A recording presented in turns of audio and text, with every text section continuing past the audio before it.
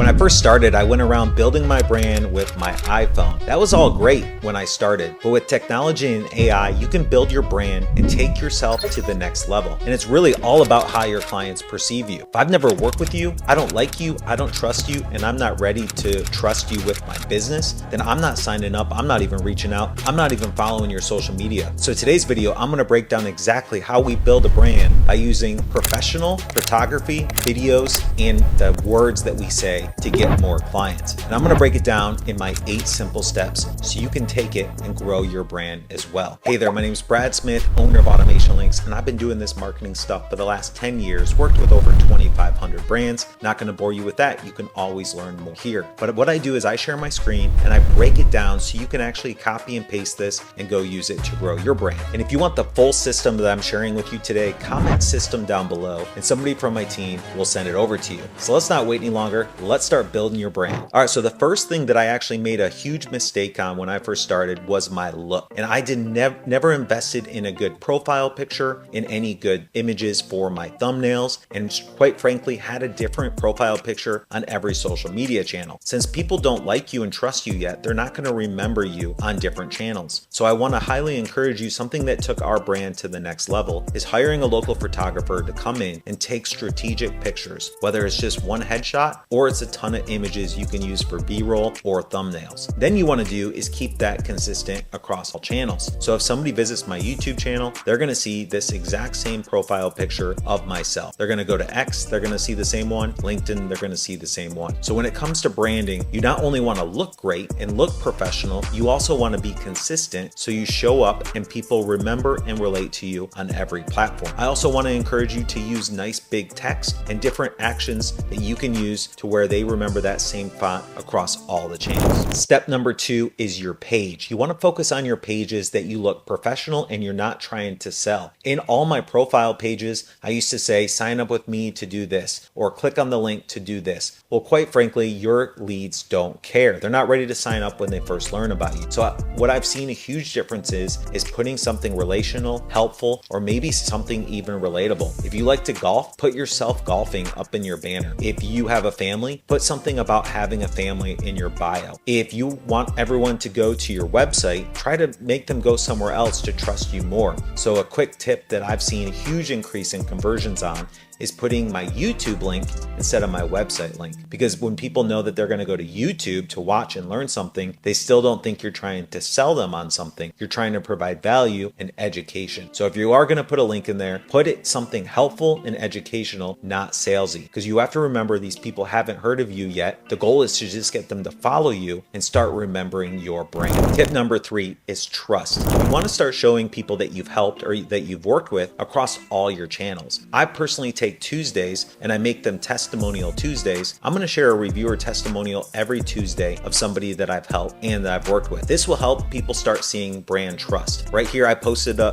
post about somebody that I work with and his Google review and also his results. I posted this on my X profile so that people can see that I am getting 5-star reviews and also we're getting results. Additionally, go to your website and add a really strong review page. This has been beneficial for us because anyone that sees my profile, watches my videos, or learns about AutomationLinks, they immediately go to the reviews or the case studies and they start looking at everything there. Additionally, on your profiles, you want to try to be as professional and helpful as possible. So when I go to my LinkedIn, all of my posts are about business, supporting others, and not saying anything negative that would negatively impact my brand. So people also even look at what you repost. As an example, I was about to work with a business and I went and followed them on LinkedIn. I scrolled down to their recent activity down here, and what you can do is you can actually see what they're posting and you can also see the comments that they share. I saw a comment that they left on someone else's post that was not helpful. It was actually discouraging and was cutting the other person down. So I ultimately decided not to work with this business because I saw their personality in their comments. So you want to find multiple ways for people to trust you by reviews and also what you even say on your social media channels. Tip number 4, your words. Your words need to identify your ideal customer profile. They call that your ICP. So if you're only talking about yourself and the benefits you think people want, they're not going to resonate and they're going to keep on scrolling. You need to break it down and simplify. For my business, we're super complicated. We do ads, we do marketing, we do emails, we do CRM. So that's just overwhelming to someone. When I broke it down and say we are a fractional CMO, we actually will take over your whole marketing department and save you money and get you more clients, it made more sense to people. You have to break it down almost to a fifth, sixth, or seventh grader level. When somebody first hits your landing page or first visits your website, do they understand what you offer? And is it exactly what they want? So you need to put a lot of time into making your offer the exact solution to the problem your ideal customer has. And when they first hit your website, see your social media channels, they're going to instantly see that you're the brand that has the solution for the problem that they have. Right here is one of my landing pages. And what I'm basically saying is if you want a system that generates revenue using automation, here is a free guide for you. So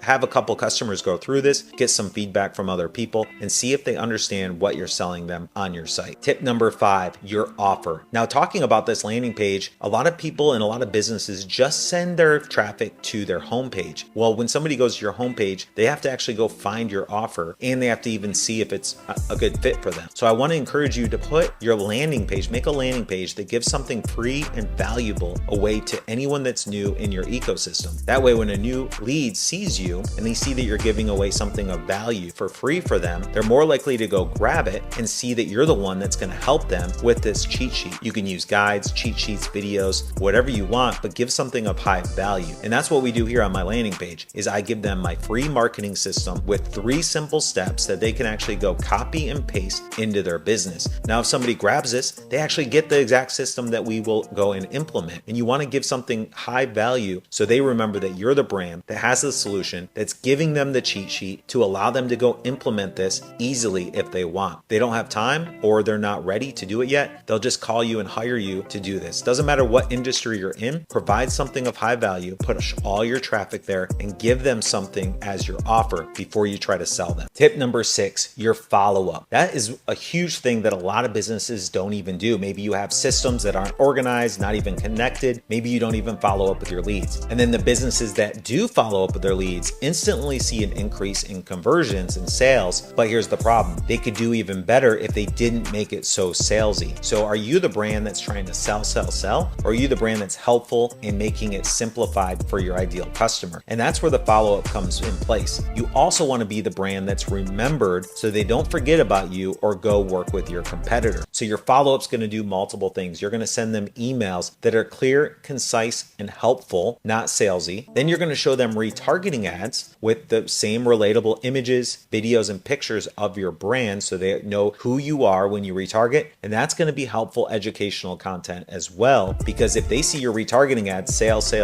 and your email, sale, they're going to go work with somebody else or they're going to unsubscribe and ignore it. So when you can do your follow-up, what you want to do is personal style emails and helpful educational content on those retargeting ads, because if I see the brand that's helpful over and over and over and I'm ready to pay, I'm clicking that link, responding to that email, and I'm buying. But if I remember your brand as the one that's selling, that's the one that I'm going to ignore and probably go with somebody else. So do you have your follow-up in place? Here's a simple email that you can send to anyone new that visits your website where you're basically just saying, if you respond back with my name, this is a personal interaction. I'm going to personally send you something of value. You also want to show things on Instagram and Facebook of your family, your relationships, your values, your hobbies, different things that people can relate to so they see that, hey, I trust this person. This is a real person that I want to work with. Tip number 7, your work. This is where you actually want to show success and the results of your work visually. So if you're only talking about reviews, that's great. If you're following up with images and videos about you and your brand, that's great. But if you can start showing results and the clients that you've helped with numbers and pictures, that's going to be key. That's what's going to take your brand to the next level. We post these case studies and images of results on our website and on our social media channels, so people can easily go through and see how much traffic we increased, how much conversion rate we increased, and exactly the review from that person that landed on that page. We also want to identify the type of person you're helping. This X account right here does a really good job of this as he shows different snapshots screenshots and pictures of the dashboards and websites he creates. I'm actually creating our brand to be more like this, where we're going to be able to show the branding, the exact ads, the exact dashboards, the exact websites, and even the landing pages that we've created for our clients, and start showing off that work. That way people remember us as the brand, and that's what you want to think about for your business, is do people remember you as the brand that's just showing the branding, or are they also showing the results of the clients that they're working? Now, quick tip, if you're brand new and you don't have anyone yet, start doing some work for free. You could easily rebrand something and or build something for somebody to start posting on your social media without getting paid for it. And last but not least, tip number 8 is your referrals. Do people refer people to you? If you work with people and they don't go and refer somebody after, it means you're not doing high quality work. So what we made a mistake on is we tried going for quantity, working with as many people as we could for the lowest cost, and then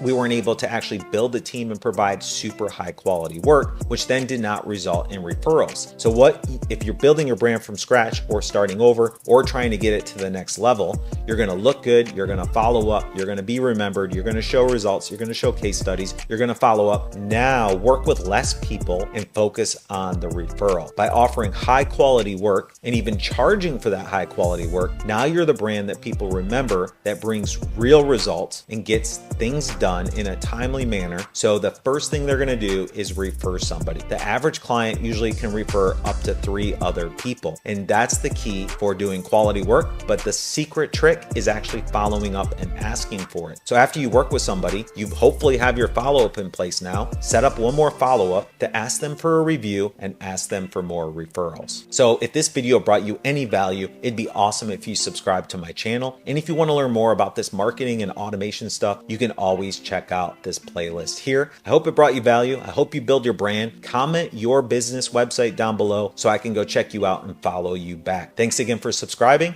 and I hope to see you on my next video.